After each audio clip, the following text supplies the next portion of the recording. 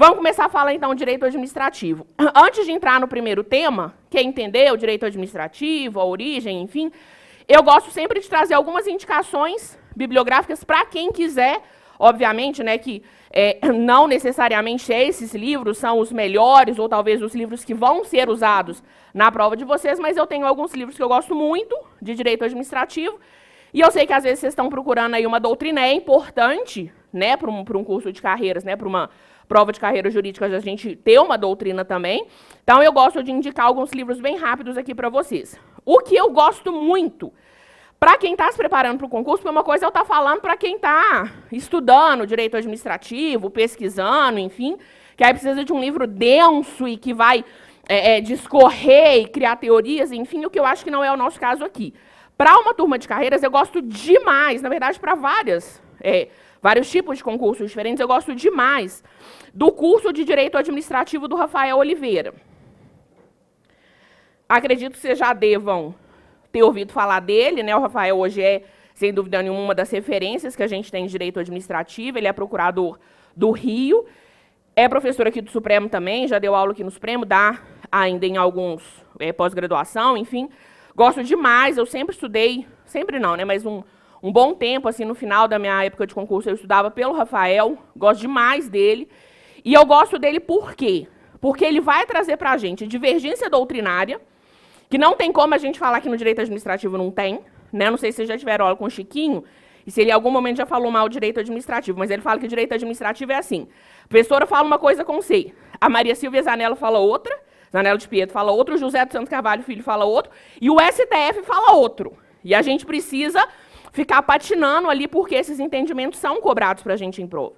Então, eu gosto dele porque ele traz de forma muito clara essas divergências doutrinárias, então ele traz quais são as correntes, então se eu tenho 5 correntes doutrinárias diferentes, ele vai trazer as 5, mas ele vai sempre, quando possível, apontar a doutrina majoritária.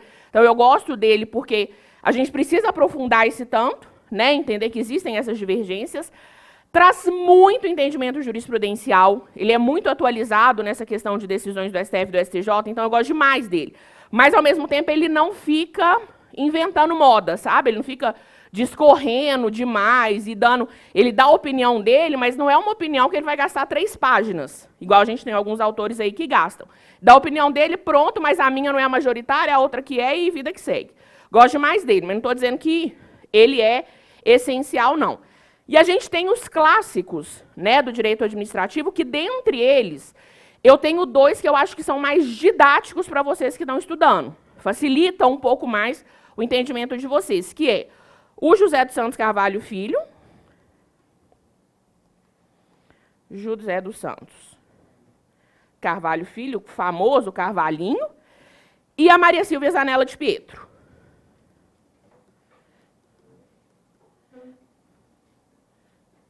Maria Silvia, Zanella de Pietro. Dentre eles, eu particularmente acho que eles são os mais didáticos, sabe? Eles trazem claro o entendimento deles, eles são doutrinadores mesmo, então a função do livro deles é defender as teorias que eles defendem, né, que eles entendem cabíveis, mas, ao mesmo tempo, eu acho que eles são mais didáticos, sabe? Eles trazem outros entendimentos, salvo aqui e ali, que eles costumam defender com tanto afinco o entendimento deles que eles não trazem o dos outros, mas a gente vai trabalhar isso na sala também, né? Então, dentre os clássicos, assim, os 2 são os que eu acho mais didáticos. Tem gente que ama Celso Antônio Bandeira de Mello, não sei se tem alguém aqui no presencial que ama Celso Antônio. Eu, particularmente, não consigo estudar por ele. Hoje eu consigo, mas, assim, antes, quando eu estudava, começando, né, e caminhar no direito administrativo, eu, particularmente, tinha vontade de chorar, porque eu não entendia metade do que ele falava. Mas, obviamente, que cada um tem uma doutrina para chamar de sua, assim, talvez você dá muito certo com o autor. E a ideia é que você continue com esse autor mesmo, tá? Que são só indicações mesmo para quem estiver ainda procurando um livro. Se vocês tiverem outro livro que vocês usam de direito administrativo, podem me mandar na área do aluno, fala, Flávia, eu estudo por tal, que eu dou minha opinião também. Às vezes é um livro que não é tão conhecido assim, às vezes é um livro superficial demais, que aí eu vou ser sincero, vou falar, olha, eu acho que para carreiras não vai rolar. Ou talvez vai precisar de outra coisa aí também para complementar. Mas eu tento ajudar vocês, tá? Eu dou minha opinião. E me mandem, se vocês forem me mandar, me mandem o ano, tá? Porque teve um dia que eu recebi um tempo atrás, um aluno me perguntando se ele podia estudar, acho que era pela Maria Silvia, se eu não me engano, de 2005, eu acho, 2006. Eu falei, olha, sinto muito, mas não vai dar, né? Não vai rolar, direito administrativo muda todos os dias. Então, a gente, não só o direito administrativo, né, gente? Direito como um todo.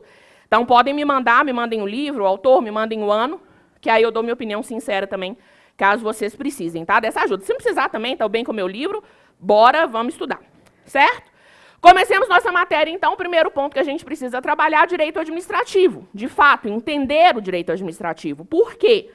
Numa turma de carreiras, né, numa prova de carreiras, essa parte teórica ela costuma ser cobrada. Normalmente é sempre os primeiros pontos lá do nosso edital, o direito administrativo, origem, fontes. Então, vamos trabalhar um pouquinho essa parte bem teórica, rápido, a gente não demora a aula toda para falar disso não, mas entender um pouquinho o nosso direito administrativo, né, o que é o direito administrativo, para que ele serve, enfim.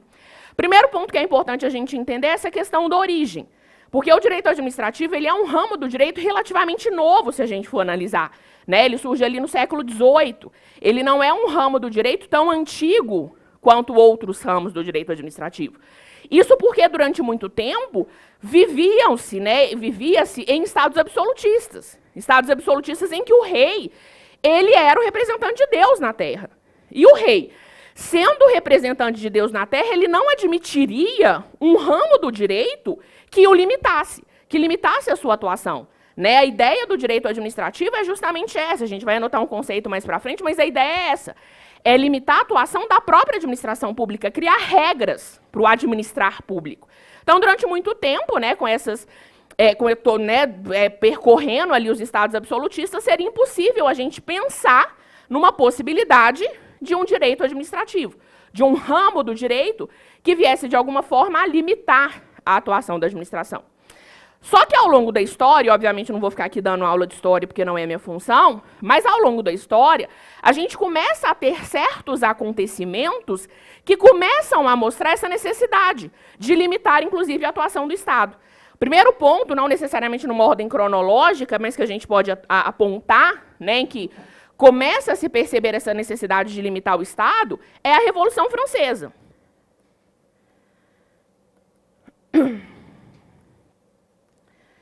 Na Revolução Francesa, o povo, não só na Revolução Francesa, mas ela é muito significativa para a gente, né? O povo ele começa a falar, ei, peraí, ô rei, não é assim não.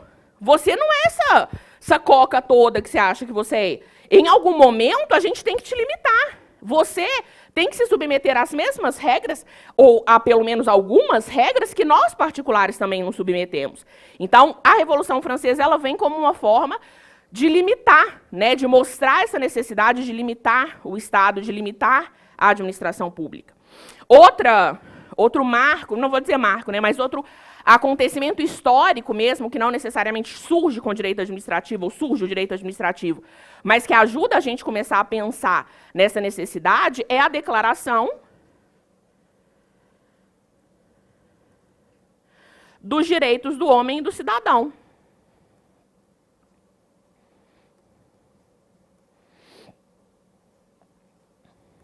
Declaração dos Direitos do Homem e do Cidadão. Com essa declaração, a gente começa a entender que existem direitos fundamentais que têm que ser respeitados, inclusive pelo Estado.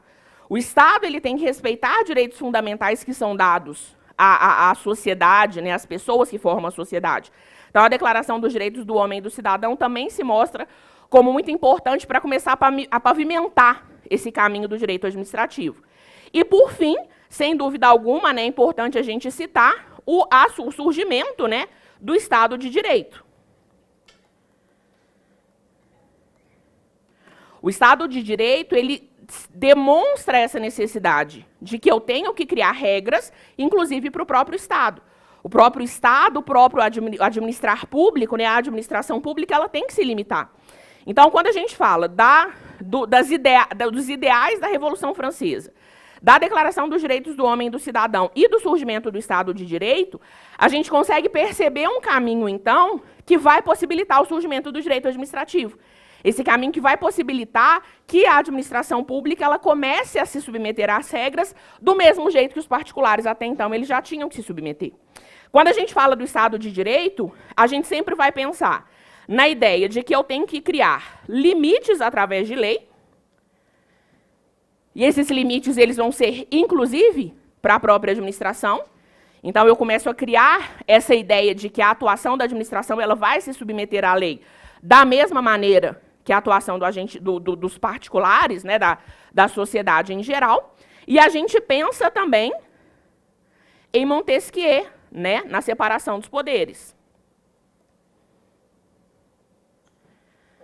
Quando a gente começa a falar, né, no caso Montesquieu, começa a falar dessa necessidade de criar um sistema de freios e contrapesos. A gente criar um sistema em que eu vou separar as funções que são dadas ao Estado, para que esses poderes se controlem entre si, também demonstra essa necessidade de se criar esses limites, de estabelecer através de lei como que esses limites eles vão ser dados. Então, quando a gente fala do Estado de Direito, principalmente pensando nessa ideia de legalidade, de limites dados por lei e separação dos poderes, a gente enxerga, de fato, agora, a necessidade do surgimento de um direito administrativo. No direito administrativo, de fato, a doutrina costuma apontar para a gente dois marcos históricos.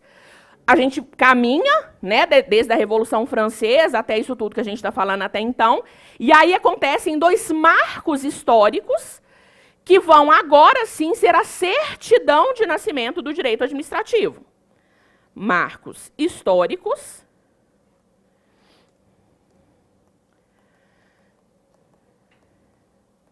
que aí a partir desse momento a gente fala, agora sim, agora existe um ramo autônomo do direito, agora sim existe um direito administrativo. Primeiro marco histórico que a doutrina costuma apontar, né, a primeira certidão de nascimento do direito administrativo, é uma lei que é a chamada Lei do 28 Pluviose. O nome é esquisito assim mesmo. Lei do 28 Pluviose.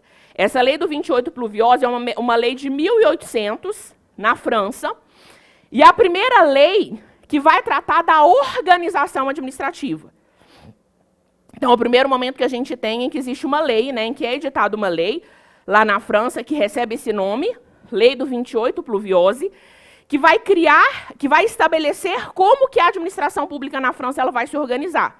Então, ela trata pela primeira vez da organização administrativa. Antes era, o rei faz o que quiser, os amigos do rei ou quem está ali junto com ele, nas cortes, fazem o que quiser, mas não existia, de fato, uma organização da maneira que a gente tem agora a partir dessa lei do 28 Pluviose. Então, o primeiro ponto que pode aparecer para a gente em prova, e já apareceu algumas vezes em prova, é a lei do 28 Pluviose como um marco, né, do surgimento do direito administrativo. Se eu tenho uma lei que trata da organização administrativa, é porque agora a administração ela tem que se submeter a um ramo autônomo do direito. Eu tenho que ter um direito que estuda essa organização. E além da lei do 28 Pluviose, nós temos também o chamado caso Blanco. Caso Blanco, que é de 1873, tem autor que fala 1873, tem autor que fala 1874, mas está ali, né, em 1870 e poucos, que foi um caso extremamente conhecido e continua sendo um caso muito conhecido, né, do direito administrativo, que vou contar rapidamente aqui só para a gente entender a importância dele, que foi o seguinte. Lá em 1873, 74, uma menininha de 5 anos, 6 anos, sei lá, chamada Agnes Blanco, ela estava brincando na rua, em Bordeaux, na França, e ela foi atropelada por uma vagonete da Companhia Nacional de Manufatura de Fumo. Não, uma carroçazinha ali que era puxada por umas pessoas, da Companhia Nacional de Manufatura de Fumo, basicamente uma fábrica de cigarro, né? E ela foi atropelada por essa vagonete da Companhia Nacional de Manufatura de Fumo e perdeu uma perna. E os pais, né, da Agnes, eles, obviamente, muito inconformados com a situação, eles quiseram buscar uma indenização, pediram uma indenização por aquele dano que a Agnes ela tinha sofrido. Só que na França, a gente vai falar disso um pouquinho mais para frente nessa aula mesmo, na França, nós temos o que nós chamamos de dualidade de jurisdição. Né? A gente vai falar um pouco sobre os sistemas de jurisdição mais para frente, mas aqui só contando a história mesmo. Na França, nós temos a dualidade de jurisdição, que basicamente eu tenho dois sistemas de jurisdição diferentes que têm a função de julgar as ações em que sejam partes, seja administração, seja particulares. Basicamente, na França, diferente daqui, por exemplo, em que tudo a gente vai para o Poder Judiciário, na França nós temos dois sistemas de jurisdição diferentes. Nós temos, de um lado, o chamado Conselho de Estado. Quem não quiser não precisa nem anotar agora, que a gente vai falar disso mais para frente, mas quem quiser pode anotar, enfim. E, de outro lado, nós temos o chamado Conselho de Cassação. O Conselho de Estado, ele tem a função de julgar todas as ações em que a administração pública seja parte. Então, qualquer situação na França que a administração pública é parte, quem julga são órgãos da própria administração pública, que é isso chamado Conselho de Estado, né, que vai ser formado ali por diversos órgãos internos. E aí, se eu quero ajuizar uma ação contra a administração, eu vou para o Conselho de Estado. Por outro lado, eu tenho o chamado Conselho de Cassação, que aí é o conjunto de órgãos de jurisdição responsáveis por julgar as ações em que seja parte particulares. Se eu tenho só particular, vou para o Conselho de Cassação. O que a família da Agnes fez? A família da Agnes ajuizou essa ação pedindo indenização lá no Conselho de Cassação. Quando chegou no Conselho de Cassação, o Conselho de Cassação se declarou incompetente. Falou, não. Quem atropelou, né, quem causou o dano, foi a Companhia Nacional de Manufatura de Fumo. E manufatura de fumo, à época, era considerado um serviço público. É engraçado a gente pensar no quanto a ideia de serviço público muda, né? Hoje eu falar que fabricação de cigarro é serviço público, vocês vão rir da minha cara, mas à época era, né? A manufatura do fumo era considerada um serviço público. Então, o que o Conselho de Cassação falou, galera? Aqui não. Eu não tenho nada a ver com isso, não sou eu o responsável por julgar essa ação. E aí mandou para o Conselho de Estado. Só que quando chegou no Conselho de Estado, o Conselho de Estado falou, eu não tenho competência para julgar isso aqui, não. Tem nada a ver comigo isso aí é questão de responsabilidade civil, indenização, não tem nada a ver com isso. E aí o Conselho de Estado também se declarou incompetente. A família da Agnes foi para o Tribunal de Conflitos, que é o tribunal que tem essa função de julgar, né, esses conflitos existentes, e só depois de muito tempo o Tribunal de Conflitos decidiu que sim, era o Conselho de Estado o responsável. Por quê? Porque era uma prestação de serviço público. E se na prestação de um serviço público eu causo danos a alguém, seria o Conselho de Estado o responsável por julgar essa ação. Então, quando tem toda essa confusão da Agnes, uma menina de 5 anos sem perna, e toda essa confusão para que ela tenha direito a uma indenização, o pessoal para e fala, galera, realmente, vamos criar esse ramo do direito? Vamos criar um ramo autônomo do direito que tem essa função de criar essas regras para a administração pública para não ter esse tipo de confusão mais? E aí surge, então, também, né, junto ali, nessa época, a necessidade do direito administrativo, e começamos a ter aqui jurisprudências, inclusive, com relação ao direito administrativo. Então, para a sua prova, os marcos históricos do direito administrativo, Lei do 28 Pluviose e Caso Blanco. Beleza, surgiu o direito administrativo. O problema que a gente tem agora é o que o direito administrativo vai estudar.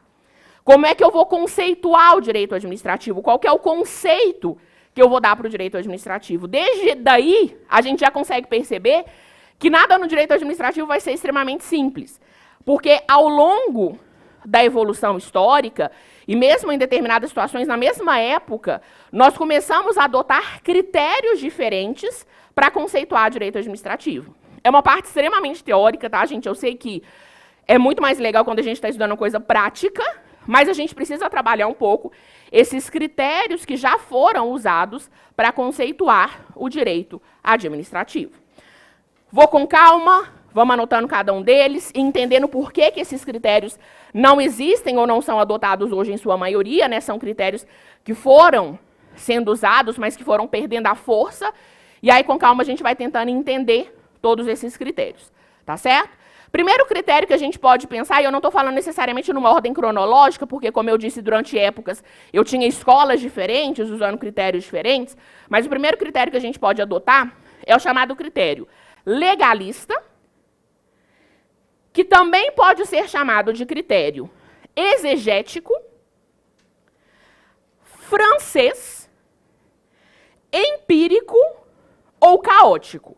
Juro que é o único critério que tem esse tanto de nome para a mesma coisa, tá? Os outros vão ser mais objetivos. Aqui dá um desespero, né? Você fala, vou fechar o caderno agora e vou embora.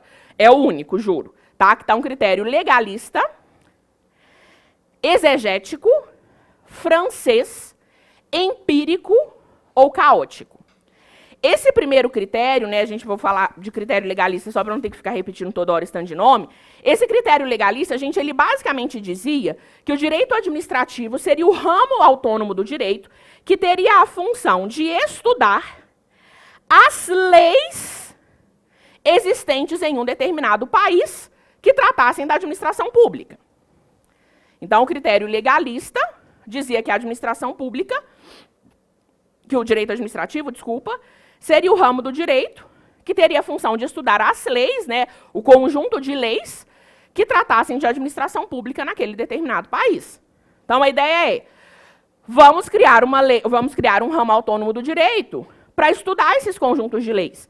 Então, a gente vai separar as leis que tratam, de alguma maneira, da administração pública, e são essas leis que vão ser objeto do direito administrativo. Claro que, no direito administrativo, a gente estuda uma série de leis. Né? Nas nossas 18 aulas que a gente vai ter, a gente vai falar de diversas leis que são aplicadas ao direito administrativo. Mas eu te pergunto, é só lei que a gente estuda no direito administrativo? Não. Primeiro porque a gente tem que entender que o direito administrativo é um direito não codificado. Né? Eu não tenho um código de direito administrativo aqui no Brasil. Outros países têm. Mas aqui no Brasil a gente não tem um código de direito administrativo. Seria melhor para a gente ter. Primeiro, porque facilitaria um pouco a nossa vida. E segundo, porque eu não sofreria tanto bullying. Porque eu sofro bullying aqui no Supremo. Pode perguntar a sala dos professores, direto quando a gente está discutindo qualquer assunto. Big Brother. Se eu dou minha opinião, alguém vira lá. A moça que nem código tem dando palpite. O que você está falando, menino? Nem código você tem. O outro tem um código penal, o outro tem um código de processo civil, o outro tem não sei o quê, e eu nada. Tudo bem que tem uns que nem funcionam, né? Quando vem professor de direito constitucional me zoar, eu ri. Eu tenho que rir. Constituição. Tá sendo muito respeitada às vezes, né? Mas, enfim, no direito administrativo não existe, né, um código de direito administrativo. Então, primeiro, que eu não posso falar que eu só estudo essas leis. E segundo, que cada vez mais, e a gente cada vez mais caminha para isso, atualmente, eu tenho sempre que entender que no direito administrativo, princípios como um todo, ainda que implícitos, eles são extremamente importantes para a gente no direito administrativo. Nós vivemos hoje uma fase de constitucionalização do direito administrativo. O direito administrativo não é só a Lei 8666, Lei 8987, Lei 1433. O direito administrativo ele não é só lei. O direito administrativo ele leva em consideração o ordenamento jurídico como um todo, inclusive princípios. Então, esse critério, né, legalista, exegético, francês, empírico ou caótico, ele não é o critério que a gente vai adotar. No Brasil, e praticamente os outros países todos hoje também não, nós não adotamos esse critério legalista. Por quê? Porque direito administrativo não estuda só lei. Direito administrativo estuda muito mais do que simplesmente lei. Depois desse critério legalista, a gente vai para o critério ou para a escola da puissance publique. Então, critério da puissance publique ou escola da puissance publique. Essa é uma escola que surgiu na França, bem no comecinho mesmo do direito administrativo, que basicamente dividia a atuação da administração pública em dois tipos de atuação diferentes. Nós tínhamos uma atuação que hoje a gente vai chamar de atos de império, e tínhamos também uma atuação que hoje nós chamamos de atos de gestão. Então, essa escola, quando ela começa a estudar o direito administrativo, né, esses autores que começam a estudar o direito administrativo, eles vão dividir, eles vão analisar a atuação da administração e eles vão dividir em duas. De um lado, nós temos o que hoje a gente vai chamar de atos de império, e, de outro lado, o que nós chamamos de atos de gestão. Esses atos de império são os atos de autoridade da administração pública. Os atos de império são aqueles atos de autoridade da administração, são aqueles atos em que a administração pública está atuando com autoridade, em que a administração está numa posição diferente do particular. Então, eu tenho a administração lá em cima e os particulares lá embaixo. A escola da puissance publique, ou o critério da puissance publique, ele vai nos dizer que a administração pública, e que o direito administrativo, desculpa, estuda esses atos de autoridade. Então, a escola da puissance publique, ela vai nos dizer que o direito administrativo estuda os atos de autoridade da administração. Os atos em que a administração pública está numa posição acima que o particular. Os atos em que a administração está atuando de forma a ter supremacia, se colocando numa posição acima que o particular. Diferentes são os atos de gestão. Os atos de gestão são aqueles atos em que a administração pública está no mesmo nível que o particular. A administração não está atuando com autoridade alguma. Ela está ali no mesmo nível que o particular, atuando, né, determinando, enfim, essa atuação como se ela fosse particular, de fato. O critério da puissance publique, ou a escola da puissance publique, ela diz que o direito administrativo não estuda esses atos de gestão. Esses atos de gestão, eles seriam tratados por outros ramos do direito, mas não seriam tratados no direito administrativo. Então, a escola da puissance publique, ela vai dizer que o direito administrativo estuda esses atos de autoridade. A gente pode chamar esse critério de critério da potestade pública. Critério da potestade pública, que é essa ideia, né, da puissance publique. E já apareceu para a gente em prova duas questões, de provas mais, obviamente, complexas, cobrando o principal autor, né, o doutrinador que encabeçava essa escola da puissance publique à época. Vamos anotar também, porque vai que aparece de novo para a gente em prova. A gente, quando fala da escola da puissance publique, a gente vai falar do Maurice Ohiu. Não sei nem escrever o nome desse homem direito. Maurice Ohiu. Isso.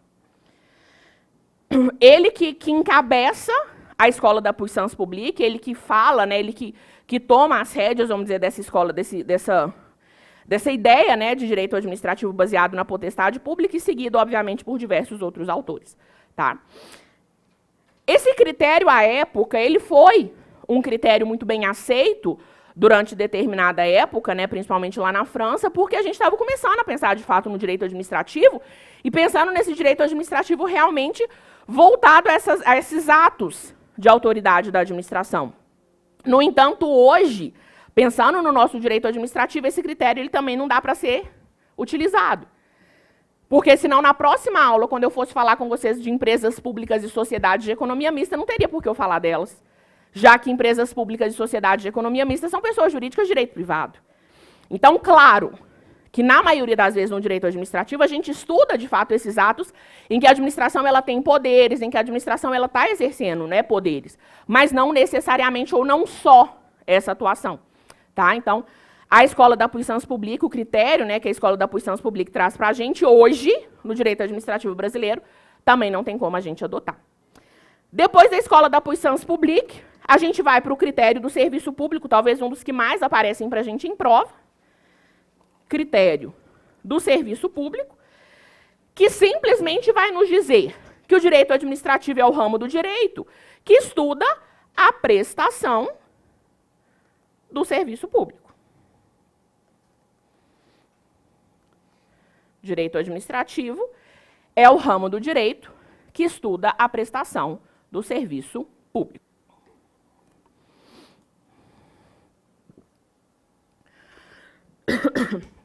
Por esse critério, que também foi criado numa outra escola na França, na mesma época da puissance publique, que era a escola do serviço público, eles vão dizer que o direito administrativo tem a função de estudar a prestação de serviço público. Claro que a gente estuda a prestação de serviço público no direito administrativo, óbvio. Se eu não me engano, no nosso planejamento, eu acho que eu coloquei 2 aulas só para a gente falar de serviço público. Agora é só prestação de serviço público? Não, senão a gente teria 2 aulas. Senão eu não precisaria ficar aqui em 18 aulas falando de diversos outros assuntos. Então, esse critério do serviço público, ele também não pode ser usado para a gente, por nós hoje. A gente precisa de um critério mais completo, né? Então, o direito administrativo não estuda só a prestação do serviço público. O direito administrativo estuda diversas outras atuações da administração pública, que não só a prestação do serviço. Nas questões que cobram o critério do serviço público, eles também têm uma tendência de cobrar os autores que encabeçam essa escola do serviço público, né, que encabeçavam essa escola do serviço público à época, tá? 3 autores que podem aparecer para a gente em prova, que eu acho que é legal a gente falar aqui, que é o Duguy. Não sei falar francês não, tá, gente? Vou ficar fazendo biquinho aqui para falar francês, não. Leia aí do jeito que vocês quiserem. Na hora da prova, na prova oral, você se preocupa com isso, liga para alguém que fala francês, pede para ajudar, enfim. Duguy, o Gese, Gaston Gese e o Bonnard. Então, Duguy, o Gese e o Bonnard são os 3 autores principais que encabeçam essa escola do serviço público, né, que trouxeram esse critério do serviço público à época. Mas também não rola hoje, né, não é o critério que a gente vai adotar hoje. Próximo critério também cai para a gente em prova, às vezes, mas a meu ver também extremamente simples, é o critério do Poder Executivo. Esse critério do Poder Executivo, ele vai nos dizer que o direito administrativo estuda a atuação do Poder Executivo. Então, o critério do Poder Executivo, o direito administrativo estuda a atuação do Poder Executivo. Claro que praticamente em todas as nossas aulas, em algum momento eu vou dar um exemplo do Poder Executivo atuando para a gente, né, quando a gente estiver pensando em exemplos.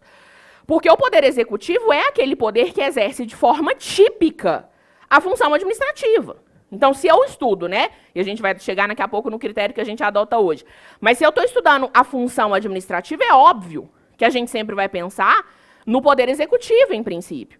Agora, pergunto para vocês, é só o Poder Executivo que exerce função administrativa? Não. Poder Legislativo e Poder Judiciário também exercem, ainda que de forma atípica, a função administrativa. Poder Judiciário tem que fazer licitação para comprar, sei lá, papel. Poder Legislativo tem que fazer concurso público para os seus servidores. Claro que não para a função legislativa, de fato, para o deputado ou o vereador, enfim. Mas tem que fazer concurso público para os seus servidores. Está aqui eu, que sou servidora do Poder Legislativo e fiz concurso para isso. Então, os outros poderes, né, os demais poderes que não só o Poder Executivo, também exercem a função administrativa.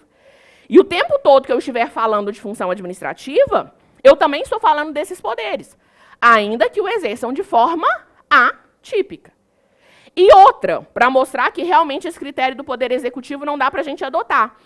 O Poder Executivo, ele exerce só função administrativa? Não. O Poder Executivo exerce uma outra função extremamente importante, que é a função política, que a gente vai falar na nossa aula de hoje ainda. Função de governo. Então, não tem como eu falar que a atuação do Poder Executivo é objeto do direito administrativo, porque não é só essa atuação do Poder Executivo. Tá certo? Então, o critério do Poder Executivo também não deu certo para a gente, também não é o critério que a gente vai adotar hoje. Depois, a gente vai para um outro critério, que é o chamado critério das relações jurídicas. Critério das relações jurídicas. Esse critério das relações jurídicas, ele vai nos dizer que o direito administrativo tem como objeto, né, que o direito administrativo estuda as relações entre a administração pública e os particulares.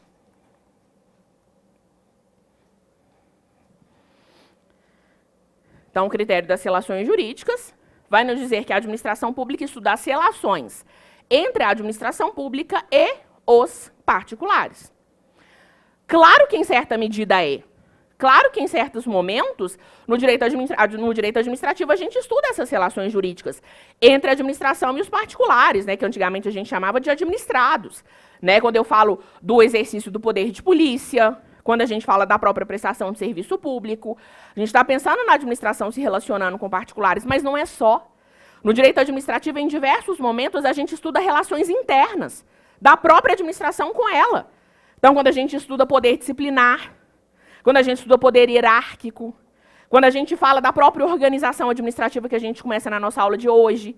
Então, o critério das relações jurídicas também é incompleto para a gente, também não rola da gente adotar esse critério hoje para conceituar o direito administrativo. Então, o critério das relações jurídicas também não deu. Depois a gente vai para um outro critério, que é o chamado critério teleológico, ou critério finalístico. Critério teleológico ou critério finalístico.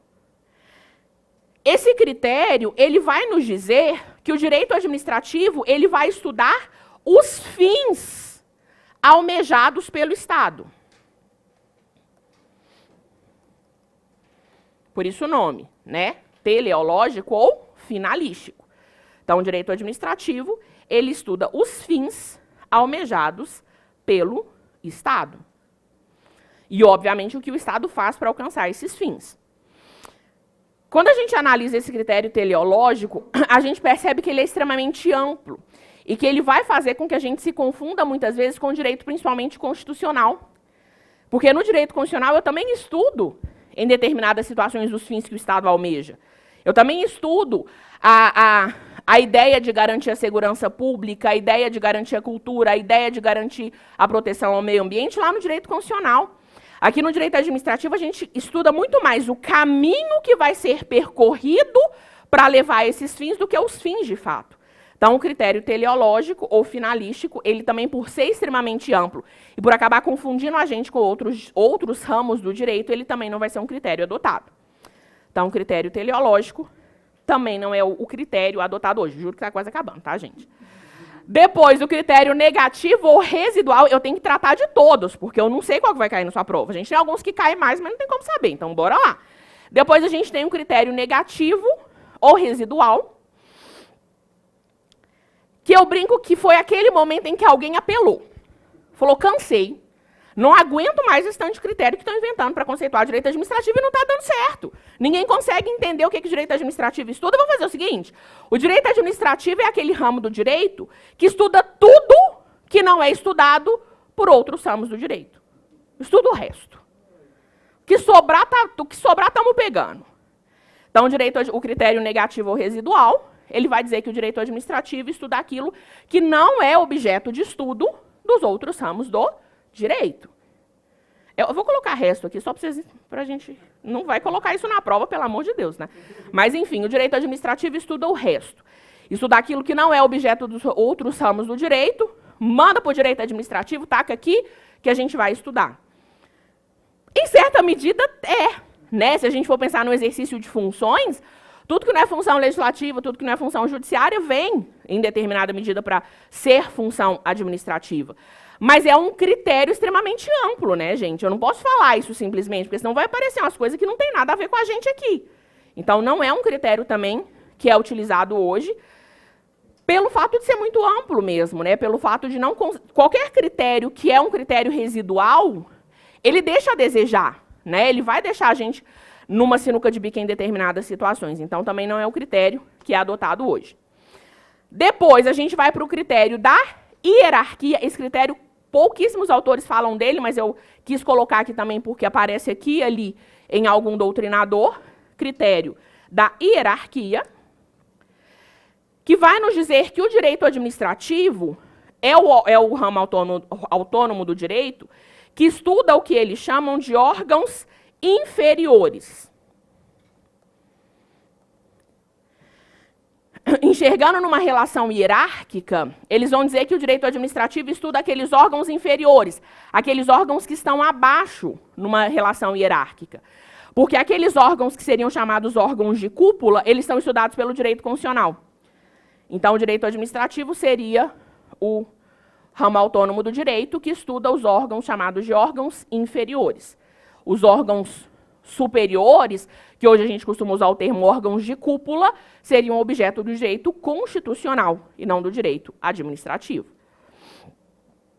Esse critério da hierarquia, primeiro, por não ser apontado por todos os autores, e segundo, pelo fato de criar uma separação extremamente objetiva que a gente sabe que não existe, ele também não é um critério que dá para a gente adotar hoje.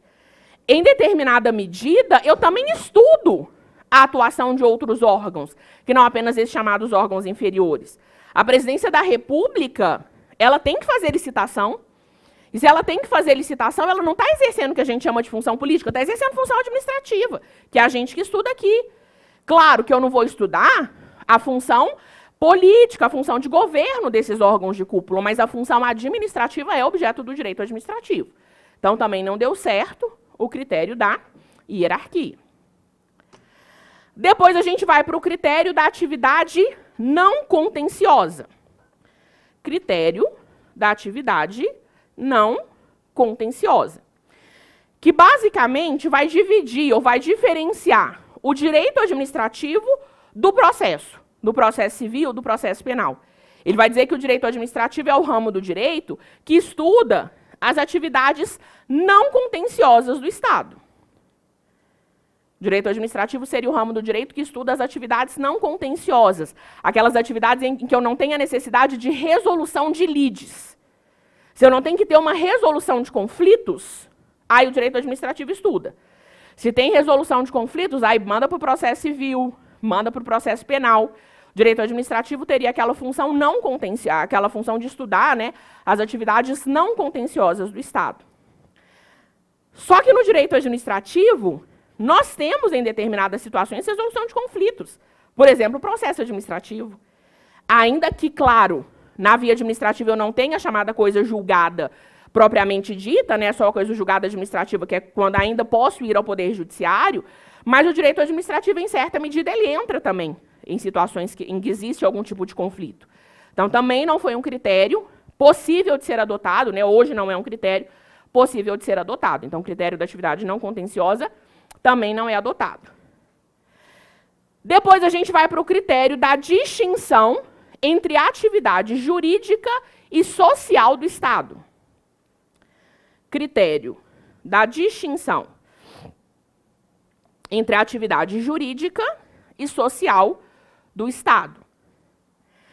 Esse critério, ele até foi defendido por alguns conhecidos autores, antigamente de direito administrativo, mesmo no Brasil. Ele vai diferenciar para a gente a atividade, que é a atividade que a gente vai chamar, né, de atividade jurídica, da atividade social, como o próprio nome vai nos dizer. E ele vai dizer que o direito administrativo ele tem essa função de estudar essas atividades jurídicas, essas funções administrativas de fato, e diferenciar, tirar, né, do direito administrativo as atividades que são as atividades sociais, que são objeto do direito constitucional. Então, é lá no direito constitucional que eu estudo educação, é lá no direito constitucional que eu estudo a segurança pública, é no direito constitucional que eu estudo a cultura. Então, essas atividades sociais, elas não são objeto do direito administrativo. Como eu disse, foi um ramo do direito até mesmo utilizado por alguns autores de direito administrativo, mas não é o ramo do direito, não é o critério para conceituar esse ramo do direito, usado até por alguns autores mais antigos do direito administrativo brasileiro, mas não é o critério que a gente adota hoje. O direito administrativo estuda todos os meios, né, todas as atividades necessárias para alcançar essa atividade social. Para eu garantir saúde, para eu garantir educação, que são atividades sociais do Estado, eu tenho que exercer a função administrativa. Eu tenho que fazer licitação, eu tenho que fazer concurso público para colocar médico, para colocar professor. Então, não é um critério que, por si só, consegue conceituar de forma completa e satisfatória o direito administrativo. E, por fim, a gente chega no critério que, para a maioria da doutrina, a gente adota hoje, que é o chamado critério da administração pública. Então, o critério que a gente vai ter hoje é o chamado critério da administração pública, que tenta ser o mais completo possível. Né? Esse critério da administração pública, não precisa nem anotar isso, porque é óbvio, ele vai dizer que o direito administrativo estuda a administração pública.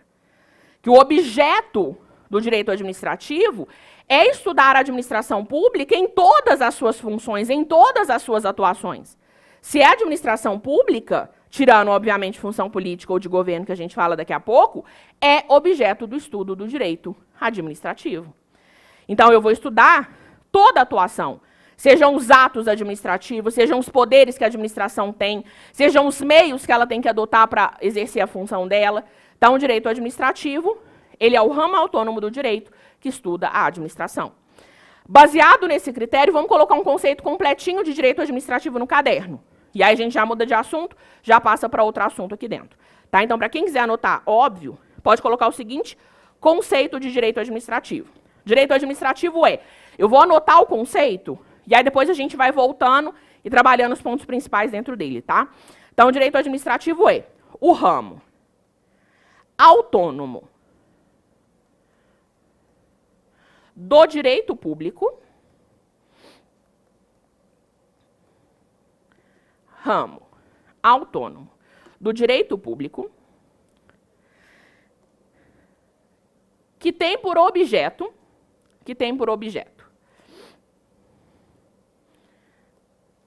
os princípios e as regras, que tem por objeto os princípios e as regras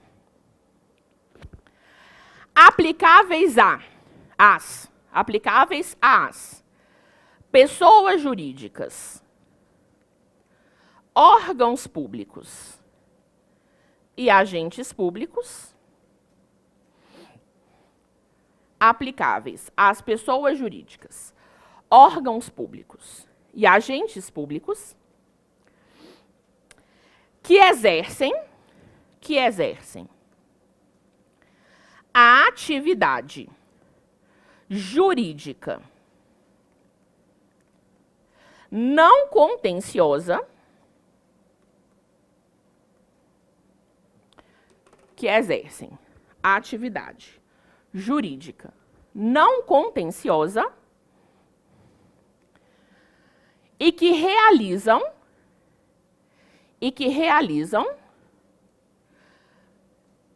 concreta, direta e imediatamente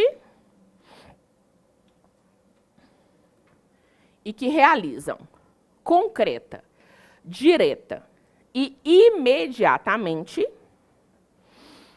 os fins desejados pelo Estado.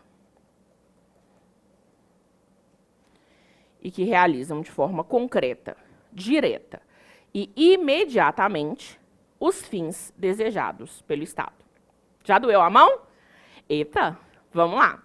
Bora lá, gente. Comecemos, então, só para finalizar, né, esse ponto e entender esses aspectos, esses pontos importantes aqui dentro do nosso conceito. Primeiro, o direito administrativo, não temos dúvida, ele é um ramo autônomo do direito público.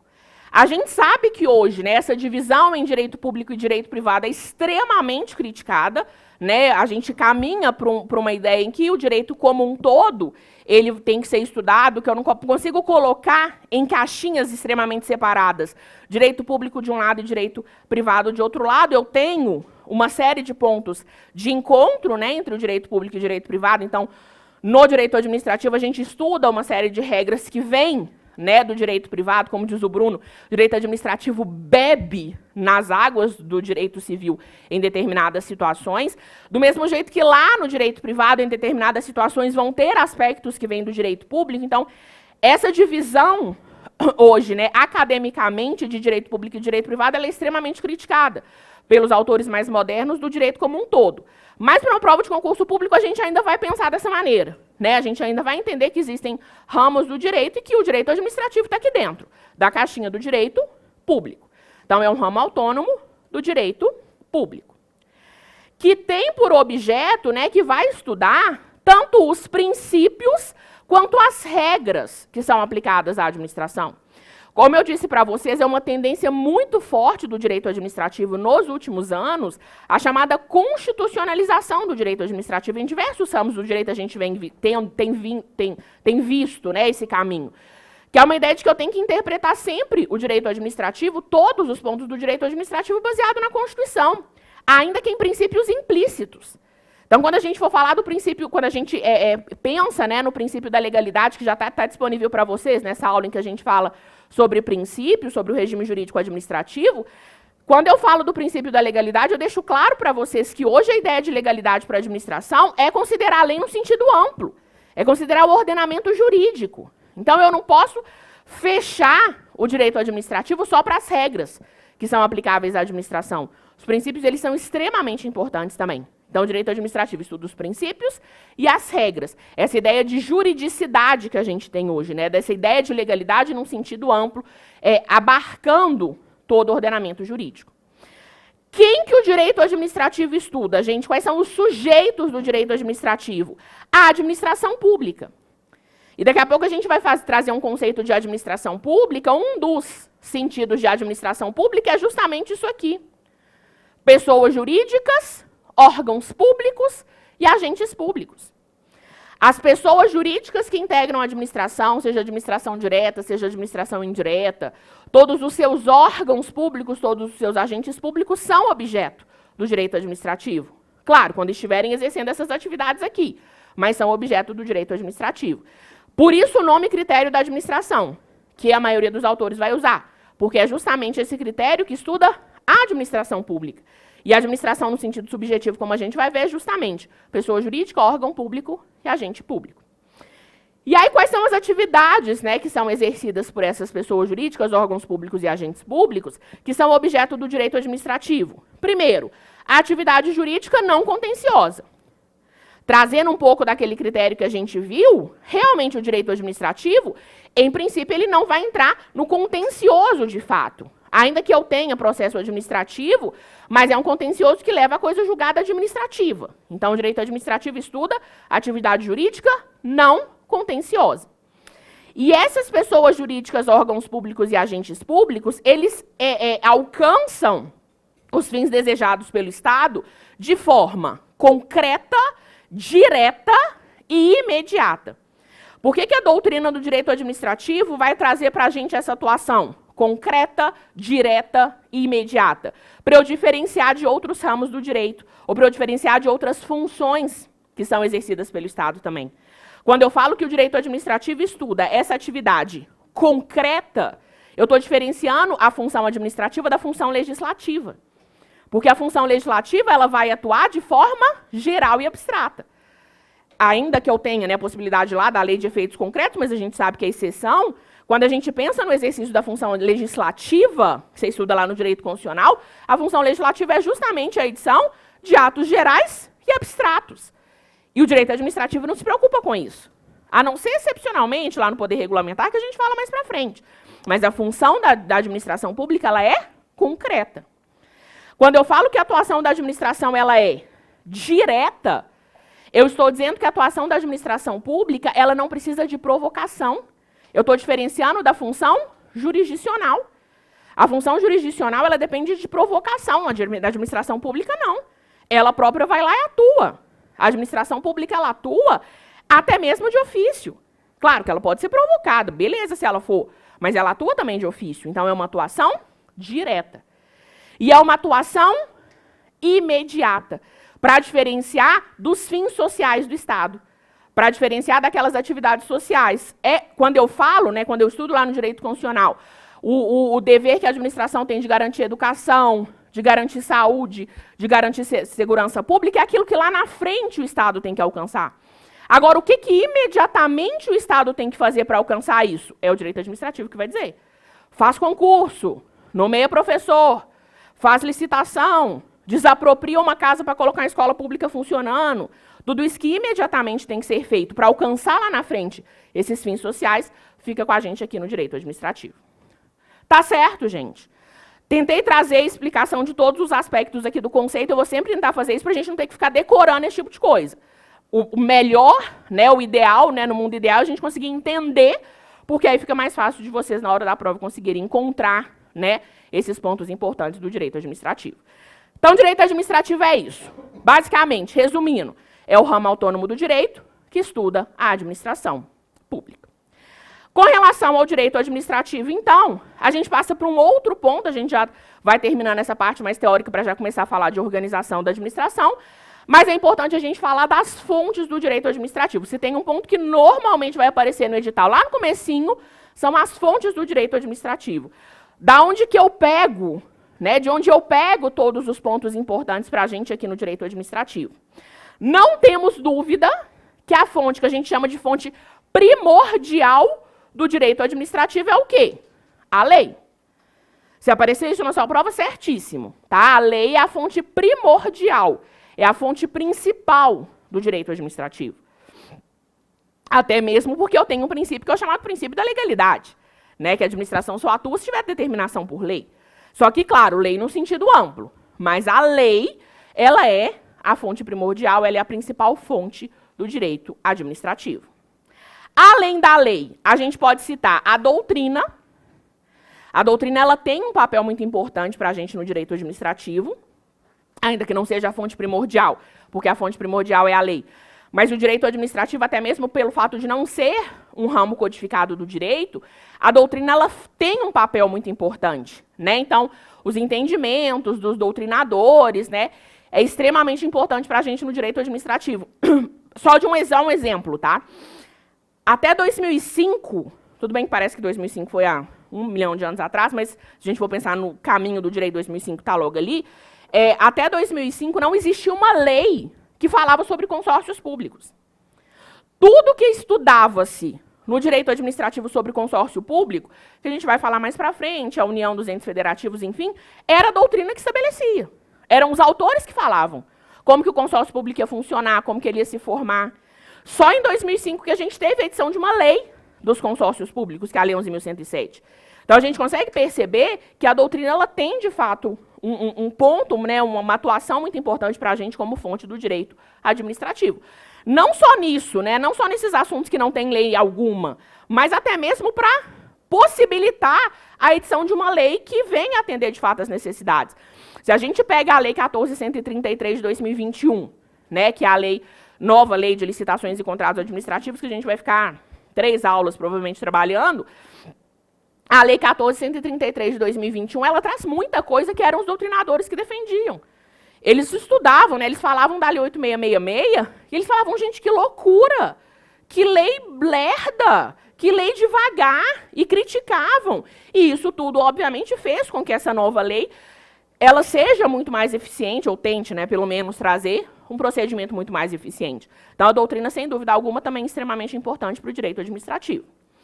Também podemos apontar a jurisprudência, né, a jurisprudência, as decisões reiteradas dos nossos tribunais superiores, sem dúvida alguma, tem um papel muito importante para a gente no direito administrativo também.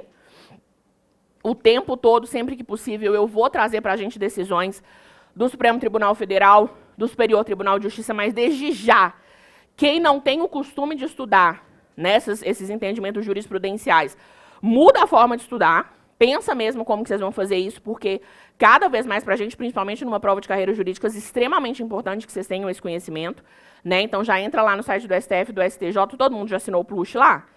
Ou push. Assina o push lá, que é aquele negócio que o informativo já vem direto para o seu e-mail. Jurisprudências em teses do STJ têm caído demais.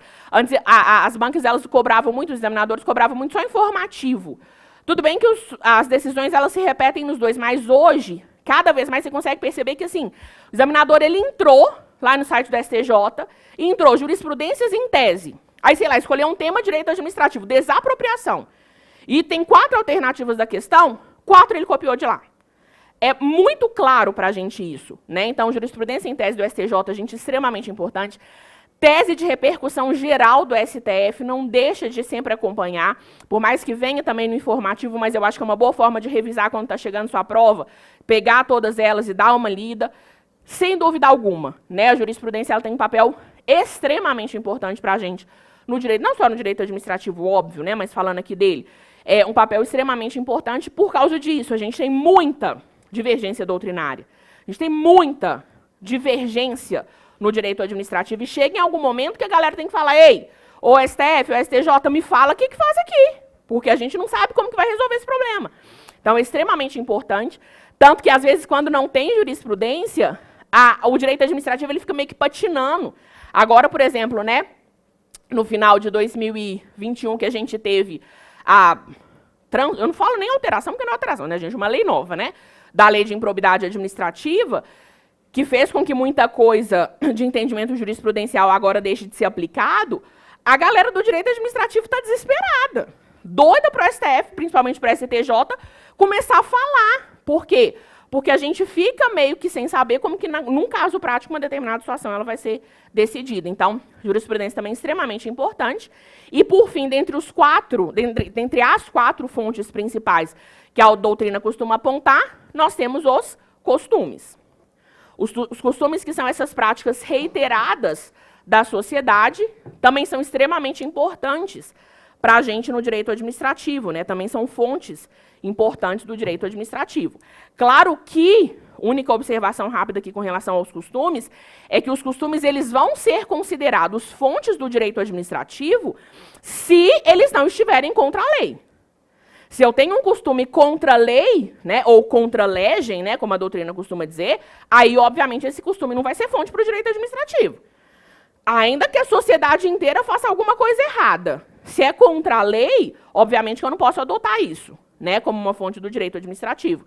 Mas aqueles costumes de acordo com a lei, né, que a gente chama de que estão de acordo com a lei, secundum legem, ou aqueles costumes, às vezes, quando eu não tenho nada proibido em lei, perfeitamente possível que eles sejam apontados também como fontes do direito administrativo.